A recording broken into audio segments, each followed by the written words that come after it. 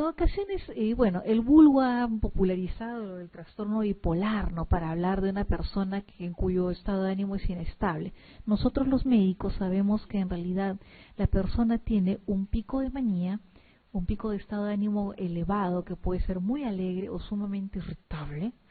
Luego esto desciende, pasa un periodo de eutimia normal y luego un pico depresivo. Para que no ocurran nuevamente estos problemas, necesitamos hacer profilaxis una vez dominado el cuadro clínico inicial. Para esto necesitamos hacer profilaxis con ¿qué? Litio, carbamazepina, valproato de sodio, buspirona o haloperidol. En ese sitio, siempre nuestro gol estándar va a ser litio, la medida de oro, lo mejor que se ha comprobado. A pesar de los problemas que causa, siempre el litio va a ser nuestra medida perfecta. Debe alcanzarse durante la administración oral 3 a 4 veces al día aproximadamente 1,2 miliequivalentes por litro en litemia. En la fase maníaca recordemos que la excreción de litio está acelerada, así que probablemente vamos a tener que agregar un poco más de la dosis usual. Se recomienda en esta fase repartir la dosis diaria generalmente en 3 tomas, inicialmente de 300 a 450 o sea 500 miligramos cada una, según la evolución, según la tolerancia y según la litemia. Recordemos que siempre debemos hacer un par de evaluaciones, evaluar función renal y tenemos que evaluar también función tiroidea en estos casos, siempre, todo el tiempo, ¿no? Ahora, en atención primaria, si ustedes recuerdan los tiempos del Serummus, o si todavía están de repente terminando el Serummus, van a ver que podemos encontrar alguna de estas cosas con más frecuencia diagnosticadas porque ya son clamorosas. Trastornos depresivos o trastornos de ansiedad o alcoholismo o psicosis o demencia. Si en realidad lo que tenemos con más frecuencia son los trastornos de ansiedad, son aquellos pacientes que se quejan por cualquier cosa, que nos dan problemas a los cuales queremos sacar a cada ratito del consultorio lo más rápido que podamos porque ya nos tienen hasta la coronilla de quejas, ¿no? Que habla un montón y uno dice, Dios mío, ¿a qué hora se va? A veces pasa. Y muchas veces decimos, me está diciendo naderías. El paciente generalmente piensa que el dato importantísimo que le va a decir al colega, pues es un dato que no debe perderse. Un ratito más, le voy a decir esto, le voy a decir otro, pero por favor, un ratito. Y en realidad está a veces repitiendo lo mismo que ya nos contó o lo mismo que nos dijo al principio, y eso muchas veces pone a prueba nuestra paciencia. Esto puede ir desde el pánico hasta también la ansiedad situacional. No todas las ansiedades son iguales también. Recuerden que la ansiedad situacional es una ansiedad que responde a algún cambio, a algún evento que ocurre en la vida y que no necesariamente es patológica hasta que inmoviliza al sujeto o le provoca molestias diversas. Desgraciadamente los trastornos de ansiedad a veces los diagnosticamos porque llegan al consultorio con molestias y a veces los diagnosticamos porque llegan ya con adicción a benzodiazepinas o quieren saber si pueden seguir tomando la pastillita que la buena vecina les recomendó, que el buen señor de la farmacia, que ni siquiera es farmacéutico, le recetó. Y muchas veces se lo recetan muchos empíricos como los psicólogos. Recuerden que el psicólogo es un empírico en medicina. Así de simple. Es más, ni siquiera pertenece a salud, sino a ciencias sociales. Así de simple.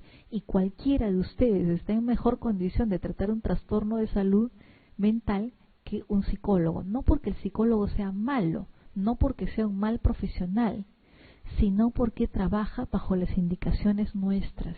Nosotros hacemos el diagnóstico e indicamos, como en cualquier otra de las profesiones que nos acompañan, qué deben hacer los compañeros de otra especie, de otra carrera.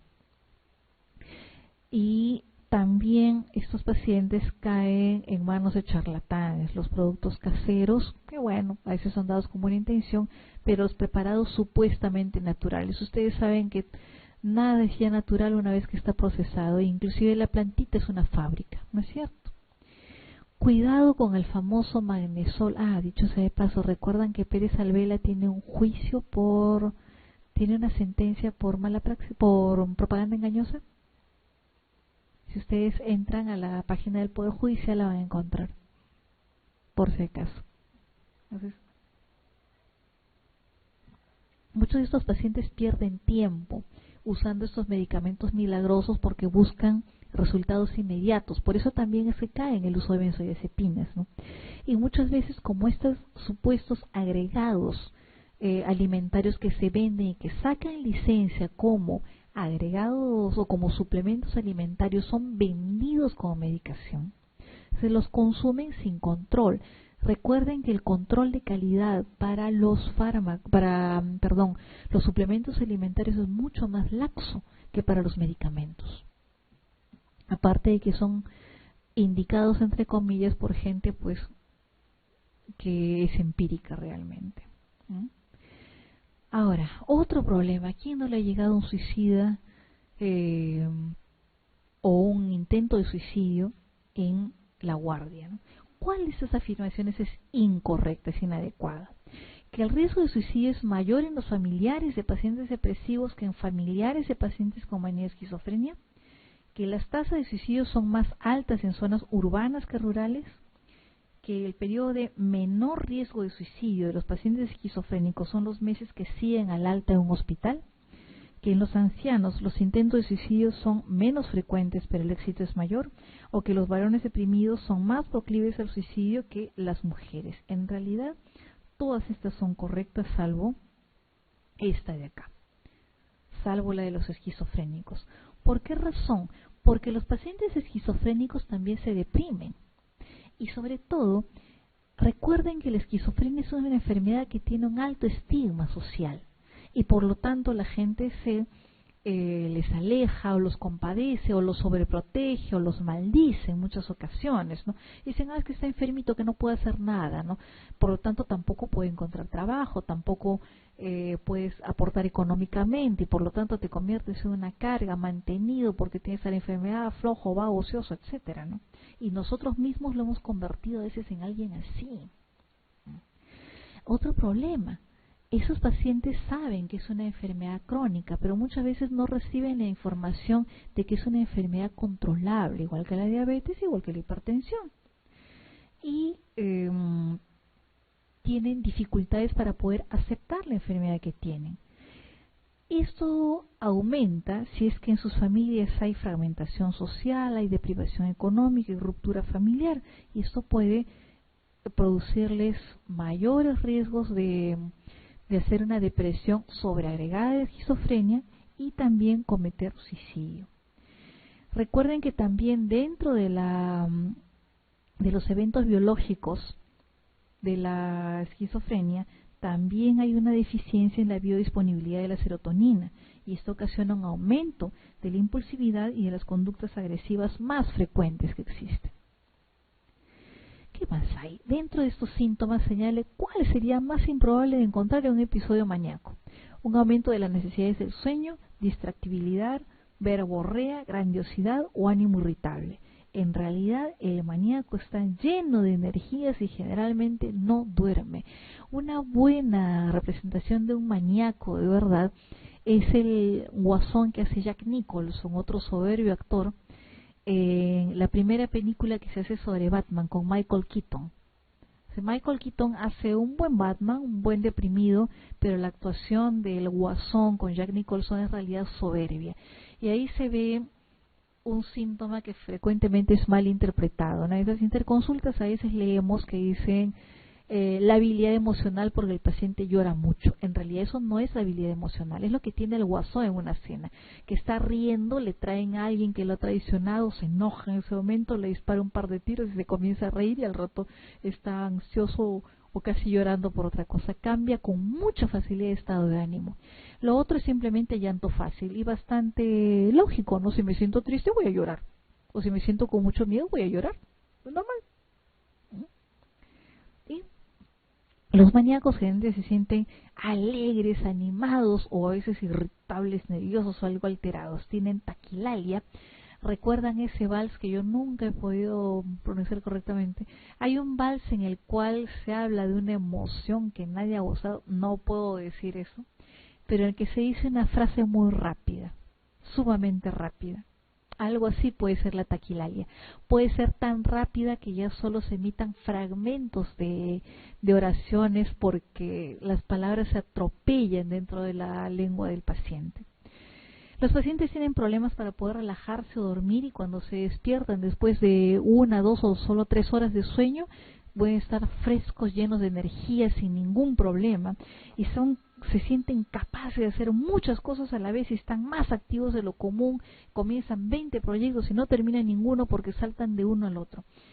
Hacen cosas muy arriesgadas, como gastan mucho dinero, revientan las tarjetas en un solo día, o tienen sexo sin tener ningún cuidado, no cuidan sus pertenencias, o prestan a medio mundo sin el dinero o sus propiedades sin ninguna garantía, no confían en todo el mundo y tienen desinhibición conductual. Cuando yo era R1 y estaba en pabellón en el Noguchi, me acuerdo que entrevisté a una paciente que decía que ella no sabía por qué la habían traído. Lo único que había hecho era caminar muy sensual en la avenida Tupac Amaru. ¿Cuál era el problema? Claro, ¿cuál sería el problema? Si esta dama estaba vestida con ropa interior y con tacos, nada más. Totalmente desinhibida, ¿no? Obviamente los del Sereno pensaron, esta señora debe tener algún problema, y la condujeron derechito al Noguchi. Efectivamente tenía una manía. O una mujer de 50 años, de más de 50 años, que gritaba, pues, por el poder de Grayskull, en plena mesa del desayuno.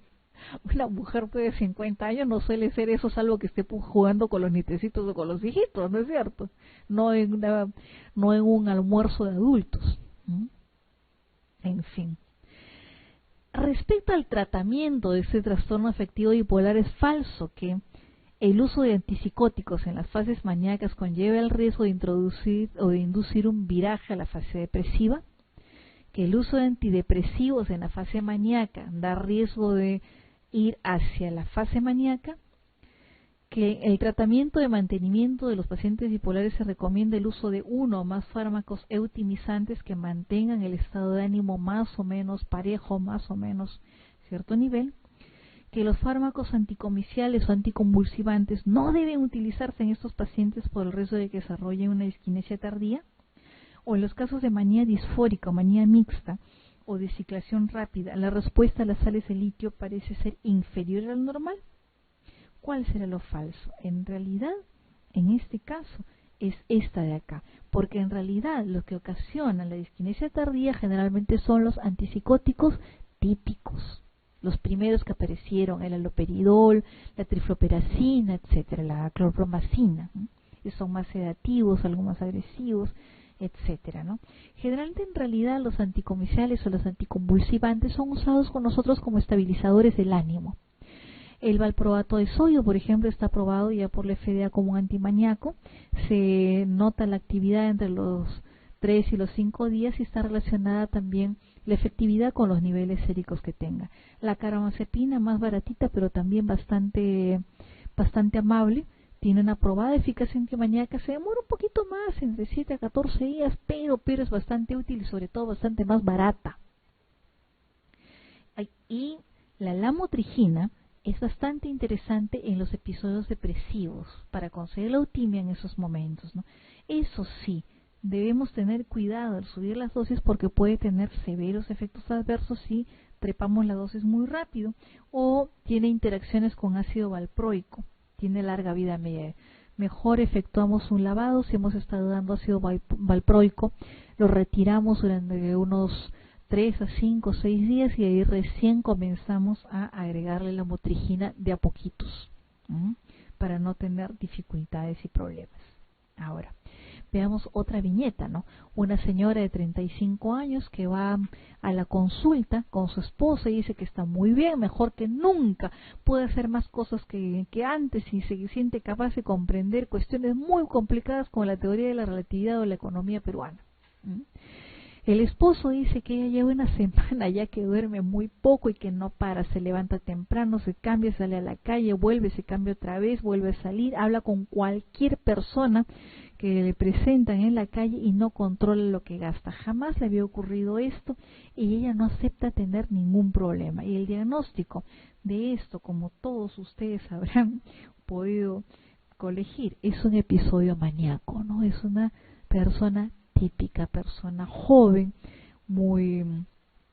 que tiene pues una gran energía aparentemente, ¿no? Ojo, la gente se puede agotar porque al no percibir, al gastar energía y al no comer lo suficiente, pues obviamente van entrando en desnutrición y otras cosas. Dentro de los criterios diagnósticos está un periodo diferenciado de un estado de ánimo anormal y persistentemente elevado, expansivo o irritable, porque también pueden ser irritados y fastidiados, que dura al menos una semana. Si ha sido tan grave que necesita hospitalización, puede ser pues 5 o 6 días, no importa, ¿no? Y han existido 3 o más de los siguientes síntomas, 4 si el estado de ánimo es solo irritable.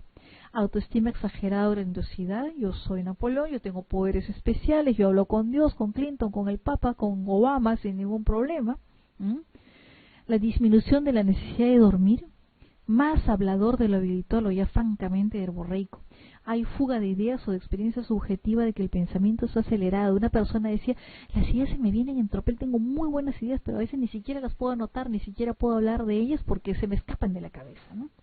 Se distraen con gran facilidad, tienen aumento de la actividad intencionada, por ejemplo, muy sociables, trabajan más de la cuenta y con gran rapidez, no necesariamente bien, estudian 1, 2, 3 cosas a la vez, aumento también de la actividad sexual y sobre todo sin protección, sin cuidado, o pueden tener francamente agitación psicomotriz.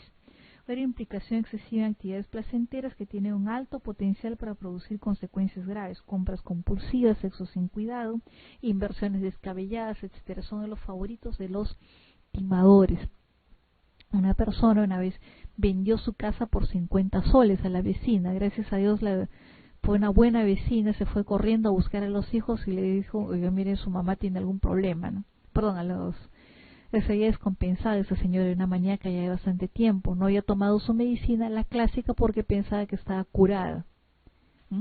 Y gracias a Dios que le vendió la casa por 50 soles a la buena vecina. Imagínense si hubiera ocurrido en otro lugar, o un ladrón hubiera querido entrar a la casa, imagínense lo que hubiera podido pasar. Ahora, a veces nos enfrentamos ante los pedidos de algo efectivo, algo que me resulte, algo que sea fuerte, algo que me sane de esta depresión, ya yéndonos al otro lado. Si un paciente es tratado por un cuadro depresivo leve por su médico tratante con inhibidores selectivos de recaptación de serotonina, dosis terapéuticas, por ejemplo, 20 miligramos de fluoxetina o 20 miligramos de paroxetina o 10 de citalopram, etcétera, 50 de sertralina, y a la semana de iniciar el tratamiento no se obtiene la respuesta deseada.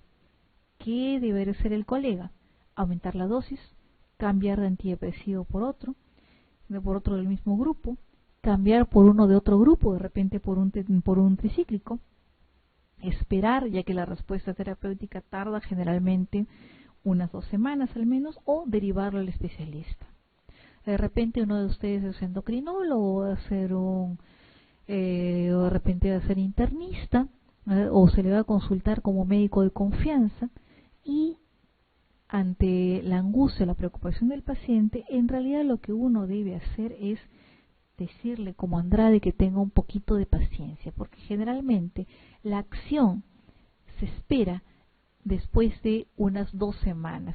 El apoyo, el soporte que ustedes le den al paciente en esas circunstancias realmente va a marcar la diferencia, va a hacerle ver al paciente que ustedes sí son personas confiables y van a poder ayudarlo a que espere hasta que obtenga los resultados terapéuticos necesarios. Ahora, ¿cuál de los siguientes hechos no se debe poner en práctica en el marco de la psicoterapia de apoyo a un paciente deprimido? No sé si ustedes de repente en el curso de psiquiatría han revisado el libro de Rotondo, los que son de San Marcos de repente sí lo han hecho.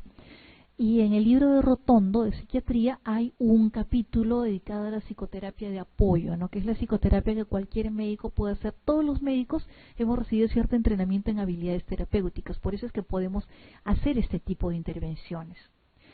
Pero a veces encontramos que los internitos pueden ser atrevidos y pueden venirnos con alguna novedad, ¿no? ¿Qué es lo que no debemos hacer? En este caso, ¿no? Ofrecer comprensión, disponibilidad de competencia, explicar el carácter temporal de algún trastorno de depresión estimular la toma de decisiones importantes, destacar y valorar los logros alcanzados, e informar a la familia sobre la enfermedad. Lo que en realidad no debemos hacer es que el paciente tome decisiones importantes.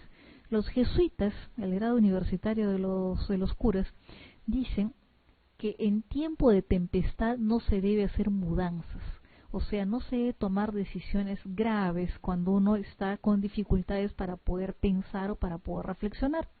La toma de decisiones es un proceso muy complejo. De repente, cuando ustedes lleven los primeros cursos generales en el primer año de residencia, van a recibir algunos cursos de gestión en salud y ahí van a ver el proceso de toma de decisiones, que realmente parece sencillo, pero es producto de una cadena muy complicada de pensamiento. Y justamente uno de los síntomas que se afecta en esto, en la depresión, es la cognición, la capacidad de razonar, la valoración de los riesgos y beneficios y la capacidad de juicio. Por eso es que necesitamos que el paciente espere un poquito.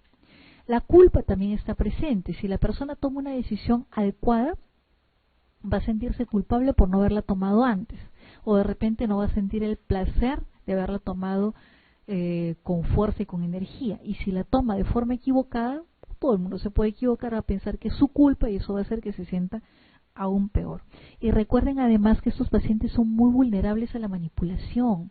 Entonces pueden ser altamente manipulables y pueden firmar convenios, pueden hacer ventas apresuradas, pueden decir cosas que no sean las que van a hacer.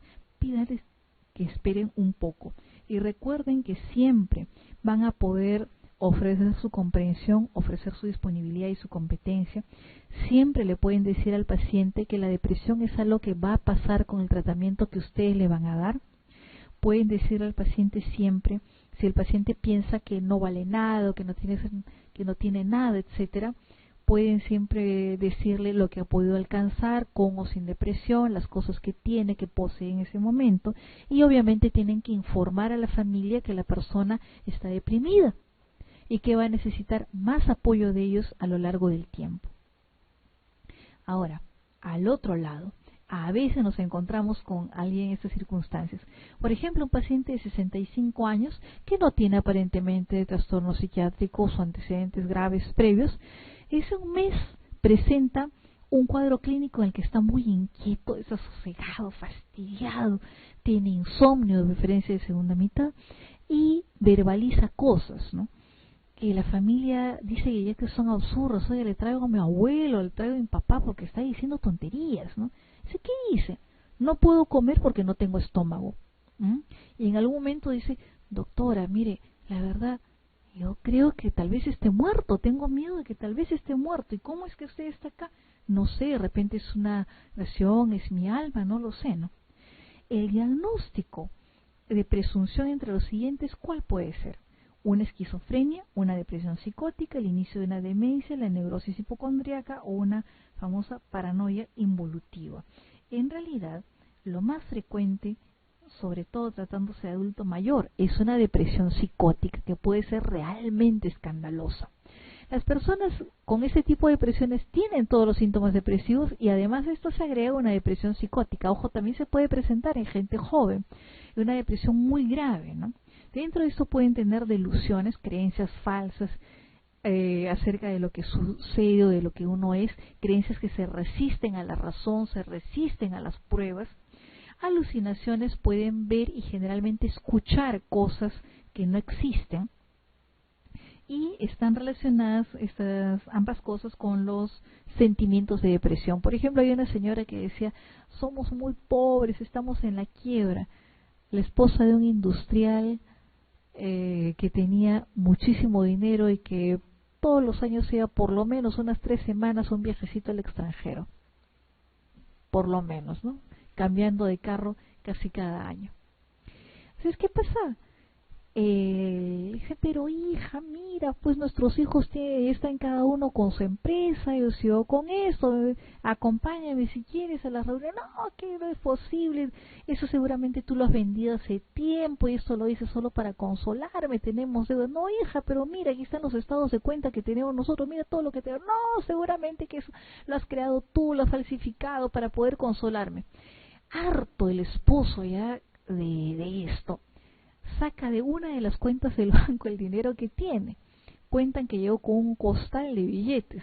En esa época, hace unos 10 años más o menos, no había tanto temor pues a lo de los marcas, ¿no? Y dice, mira, todo lo que tenemos. No, seguramente tú has pedido prestado eso para poder tranquilizarme. Harto de eso ya la llevé con un psiquiatra y efectivamente la señora, más o menos 1 o 2 meses antes, había comenzado a tener tristeza, a tener disminución del apetito, problemas de sueño, había comenzado a quedarse más tiempo en la cama, a tener problemas de memoria, ¿no? Y poco a poco pues había ido deprimiéndose, sintiéndose triste, y luego habían comenzado estos síntomas tan aparatosos y tan escandalosos, ¿no? Realmente, a propósito, recordemos que generalmente los síntomas psicóticos, en las esquizofrenias, las alucinaciones son más auditivas. En los delirios, en las confusiones, las alucinaciones son más visuales o de otras partes del cuerpo. Ahora, el tratamiento de electroconvulsivo, la electroconvulsoterapia, el electroshock o el TEC sigue siendo el tratamiento de elección, primera alternativa en la psicosis maníaco-depresiva, trastorno bipolar, la esquizofrenia paranoide, la depresión mayor, la depresión delirante o con síntomas psicóticas con gran agitación y riesgo suicida, o el trastorno esquizoafectivo. En realidad es acá, ojo, a pesar de películas que se han pasado y a pesar de lo que los no médicos dicen, satanizándolo porque ignoran a qué se refiere el tratamiento electroconvulsivo, lo confunden mucho con los estímulos aversivos que se usaban para cierto tipo de psicoterapia conductual. El electroshock tiene un lugar y es primera elección en esa situación. En la depresión severa, psicótica, con gran agitación y gran riesgo suicida. Mucha gente le debe su vida a esto, su vida y su salud y la de la familia también. Y hay casos en los cuales estas personas solo se mantienen con una dosis diaria de electroshock y no hay otra cosa que les ayude. Efectos secundarios puede ser algo de confusión después, y los más graves, los más severos que he visto una vez en mi vida ha sido pues una confusión que duró pues una semana. Se reporta un caso, el mayor caso de confusión que ha habido hasta 6 meses, pero después la recuperación ha sido ad integrum sin ningún problema. Ahora, el electroshock hace pasar por la cabeza de la persona una cantidad de corriente capaz de mantener encendida una bombilla de 10 vatios por 2 segundos. Es una cantidad bastante pequeña, menos de lo que ustedes obtendrían si ponen el dedo en el soquete del foco, ¿no? Se produce una respuesta convulsiva, como cualquier convulsión que se respete, y que obviamente se minimiza esto con el empleo de anestesia y relajantes musculares. Si alguno de ustedes se piensa dedicar a anestesiología, encontrará que a veces algunos psiquiatras los llaman justamente para hacer relajamiento muscular en ese tipo de pacientes. Se toma un electroencefalograma antes, durante y después del paso de la corriente. Los efectos secundarios, como le dije, son pasajeros. Indicada en todo ese tipo de problemas: depresión grave, con insomnio, con cambios de peso, sentimientos de desesperación, culpabilidad o ideas suicidas u homicidas, que también la depresión puede tener ideas suicidas, homicidas o con suicidio ampliado. O sea, me llevo no solo mi vida, sino la de mis hijos o la de mi esposo, etcétera, que no han tenido nada que ver en el asunto. Respecto a la conducta suicida, cuestión favorita de las guardias, ¿cuál será la que no es adecuada?